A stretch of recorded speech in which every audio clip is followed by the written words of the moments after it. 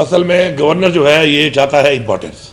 वो कहते हैं ना वेला, वो मेरे ख्याल में एक वो लड़का है वेला मुंडा, वो टिकटॉक पे वो वेले मुंडे वाली आईडी इसको दे दें आप। ये वेला मुंडा जो है बैठा हुआ है ना, ये चाहता है इंपॉर्टेंस, खामा खा पे फजूल बातें कर लेता है बगैर सबूत के, बगैर किसी बात के। अब मैंने नोटिस भेजा हुआ है, ये उसको साबित कर ले वहाँ पे आके, पहली बात। दूसरी बात ये है कि जो आप कह रही हैं कि जी गवर्नर साहब जो है वो जिरगों में बैठ कर इधर उधर बैठ के जो पॉलिटिकल बयान दे रहे हैं, तो आईनी तौर पर तो ये कर भी नहीं सकता, इसका एक काम ही नहीं है, ये वायलेशन कर रहा है और इसकी हैसियत भी नहीं है।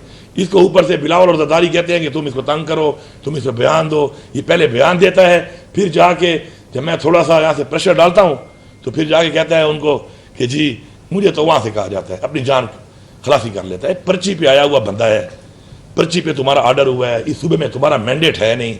बंदर बांट मैंडेट चोरों के साथ मिलकर जो इस मुल्क पे डाका डाला गया, इस मुल्क की जमहूरियत पे, उसमें पीपल्स पार्टी को दे दिया यहाँ पर एक गवर्नर। क्योंकि हमारे सूबे के साथ तो हमेशा एक्सपेरिमेंट्स होते हैं, एक ऐसी पार्टी को कि जिनकी इतनी भी मेजॉरिटी छोड़ दे, वोट नहीं है यहाँ पर, वो भी फॉर्म 47 वाले सारे जो बैठे हुए हैं, तो उनको गवर्नर दे दिया गया है।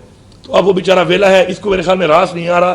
जिस तरह मैंने इसको बंद किया है वहाँ पे केपी हाउस इस्लामाबाद में, या ये फारिग हुआ है गवर्नर हाउस जो था वो केपी हाउस बन गया रथे गली वाला, अब ये चाहता है। और मजे की बात यह कि ये मुझे जरूरत भी नहीं है करने की, यहाँ पे एक समरी ऑलरेडी आई हुई है, पुरानी पड़ी हुई है कि ये गवर्नर हाउस भी जो है ना, ये भी केपी गवर्नमेंट के हवाले किया जाए। तो फिर किसी एनेक्सी में जाएगा या किराए के घर में जाएगा, इसको इज्जत रास नहीं आ रही है। और भाई बड़ा ज़बरदस्त गवर्नर हाउस है, बड़े मज़ेदार ड्राइंग रूम है, टिकटॉक बनाया कर सर तू बनाता है डेली। एक टिकटॉकर पंजाब में बैठी है, एक टिकटॉकर यहाँ पे छोड़ा हुआ है। टिकटॉक बना ले इस ड्राइंग रूम में जितनी बनानी है, वरना इस ड्राइंग रूम से भी जाएगा, इस बेडरूम से भी जाएगा।